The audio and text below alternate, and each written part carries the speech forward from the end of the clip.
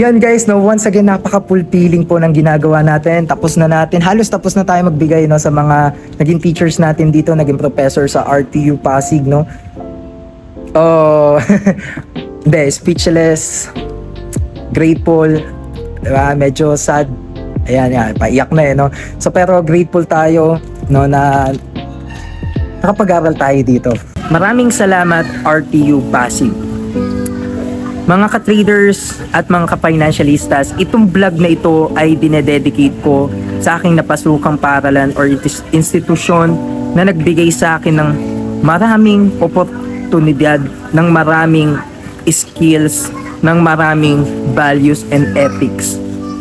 Hindi ko na po i-edit ang vlog na ito dahil gusto ko na maramdaman ng aking mga naging professors, mga naging kaklase, kaibigan, kamag-aral natin at ka-financialista na talagang tayo ay grateful sa ating institusyon na pinasukan natin. Unang-una guys, gusto ko magpasalamat sa inyo, no, sa buong pamunuan ng Rizal Technological University Pasig Campus, sa lahat ng aking mga kamag-aral at kaibigan dyan, sa CBEA Faculty, sa CBEA Student Council, sa mga kamag-aral natin dyan sa Financial Management, sa buong Financial Management Department, at syempre sa buong institusyon ng RTU. Ako po ay lubos na nagpapasalamat sa mga oportunidad at lahat ng mga binigay nyo at naituro at naitulong nyo po sa akin. Marami ang aking magagandang experiences no, sa RTU Pasig. Napakadami. No? Wala pa akong second year, kumbaga kabuuan ng 2 taon doon sa RTU Pasig, marami na tayong natanggap na mga blessings, marami na tayong natanggap na mga parangal at papuri, at syempre yung integrity at yung proud na binibigay natin sa ating paaralan. Kahit may bayad man o wala, ginawa ko ang magagawa ko, ginawa ko yung mga makakaya ko para sa Rizal Technological University Pasig Campus at sa buong RTU, no? So marami tayong na-accomplish na mga projects, naging student leaders tayo, naging student leader ako, no? Naging Mr. RTU First Runner Up, at syempre nirepresenta sa mga iba't ibang forums and programs inside and outside the university. Kaya lubos talaga ako nagpapasalamat, hindi lang kasi naituro sa akin yung mga lessons, quality teachings, magagaling yung mga professors, but at the same time ang pinaka-importante yung values o pagpapakatao. Marami ang naitulong sa akin, malaki ang naitulong sa akin ng Rizal Technological University at ng buong pamunuan nito sa ating pag-excel bilang leader estudyante at bilang si estudyante trader. Nag-vlog ako ng ganito upang maipakita ang pag-appreciate at pagpapasalamat sa lahat po ng bumubuo ng RTU at syempre sa mga nakasama ko na tayo ay grateful dahil bilang ako si estudyante trader. Ibig sabihin po, estudyante ka pa lang pero nagte-trade ka na, nag-i-invest ka na, gusto mong makatulong sa pamilya mo, sa sarili mo upang umunlad ang buhay. Ayun po ang ibig sabihin ng estudyante trader. Nang ibig sabihin, bilang isang mag-aaral, ginagawa mong produktibo ang buhay mo sa tulong ng inspiration at motivation na ginagawa natin dito. Kaya ako sobrang natutuwa dahil estudyante trader, ako yun. Pero pag sinabi nyo estudyante trader, yun din yung nagre-representa ng mga mag-aaral na na-inspire sa atin bilang maging isang investor, bilang maging isang trader din. Kaya lubos tayong natutuwa, sobra, no, speechless tayo dahil marami tayong na-inspire, marami tayong natulungan, marami tayong nabahagian na mga importanteng lessons sa finance, at hindi lang yon, yung youth empowerment, no, upang mas gumanda nga ang next generation na mga kabataan. Sobrang priceless po ng mga naibigay na itulong sa akin dahil it will definitely boost my career, my character, and definitely yung tinatawag po natin na integrity and honesty. Kasi ang naituturo sa eskwela, hindi lang yung mga lessons but also yung mga importanteng bagay na matututunan mo sa pagpapakatao. Kaya again, nagpapasalamat po ako sa pamunuan ng RTU Pasig. Yan, makikita nyo na lang po yung video mamaya pagkatapos nyong panoorin ang vlog na ito kung paano tayo nagbigay pasasalamat at nagbigay regard sa kanila bago tayo lumipat sa another institutions at sa another level natin. No? Grateful po talaga ako sa lahat ng naitulong nila.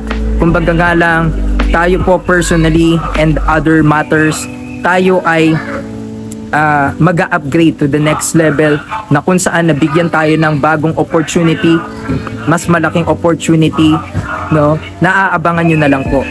Pero hindi ibig sabihin na hindi tayo grateful. Super po na nakatulong siya sa akin sa career ko, sa as a person, sa akin po, no? Nakatulong talaga siya yung almost 2 years na pag-aaral natin sa RTU Pasig. So yung 2 years, tatapusin na lang natin siya again, malalaman nyo na lang po. Pero medyo matagal ko talagang nasimulan itong vlog na ito. Itong vlog na ito dahil sabi ko hindi ako malulungkot, sabi ko hindi ako iiyak kahit makikita nyo ngumingiti-ngiti tayo pero hindi. Noon pa lang na dumalaw bumisita ako sa institusyon ng RTU kanina lang po,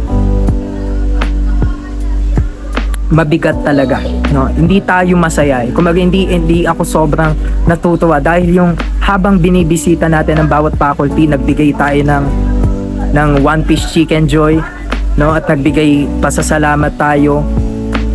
Hindi ko maiwasang malungkot din at the same time dahil yun nga, ang dami nating memories sa RTU Pasig.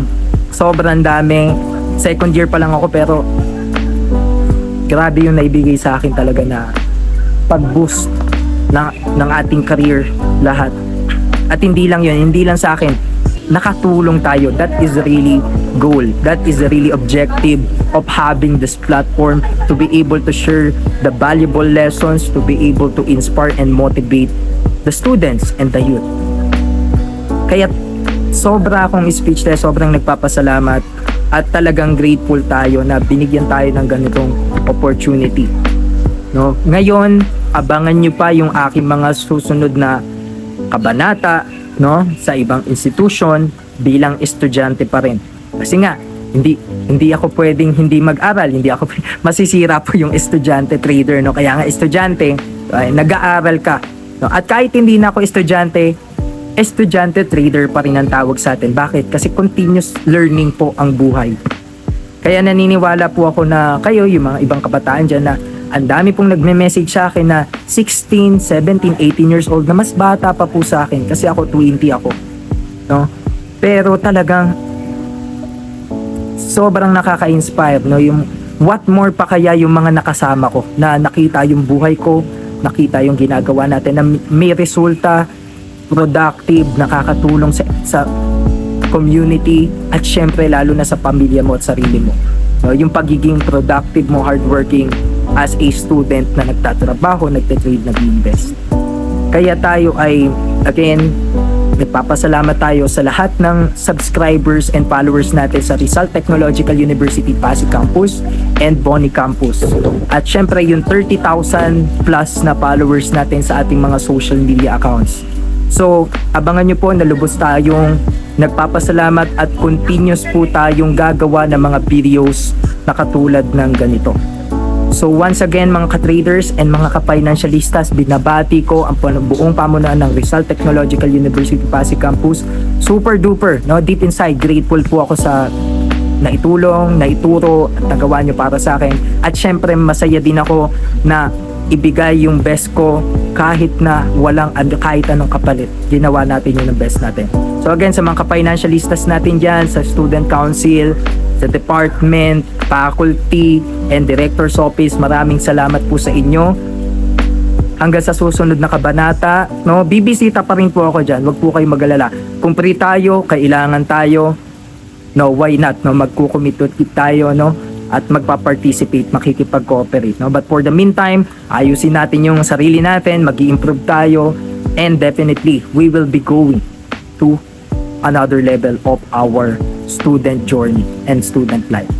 So once again mga ka-traders, maraming salamat RTU Vistas, maraming salamat sa ating mga followers, subscribers, and financialistas.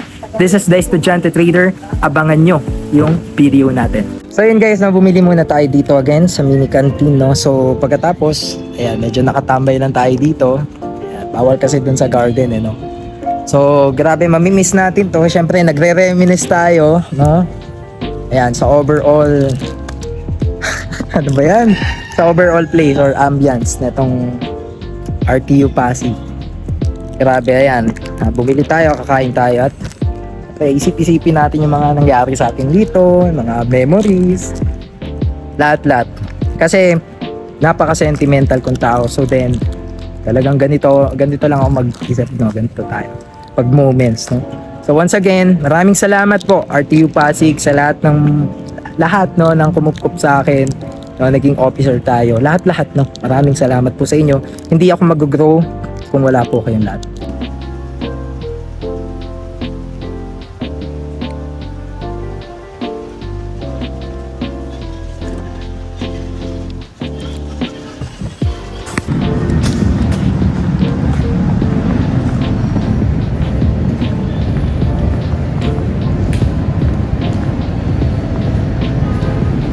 Hello guys, yan tapos ng agenda natin dito sa RTU Pasig, no. Nakapabigay na tayo ng pasasalamat at ng saya sa mga naging professors natin dito, sa DO, no, sa lahat guys, no, namigay tayo.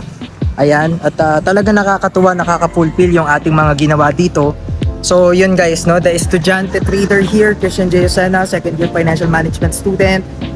Maraming salamat RTU Pasig, no, sa lahat ng naiambag, na itulong nyo sa akin, na ituro.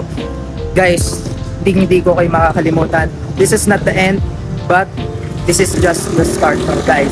So again, maraming salamat RTU Pasig, Financial Management Department, at sa lahat ng SBEA faculty, sa lahat ng mga kaibigan, estudyante, kakilala, subscribers, followers here. Maraming salamat sa inyo guys. Thank you so much. The Estudyante Trader here, Christian J. Osena. Thank you so much.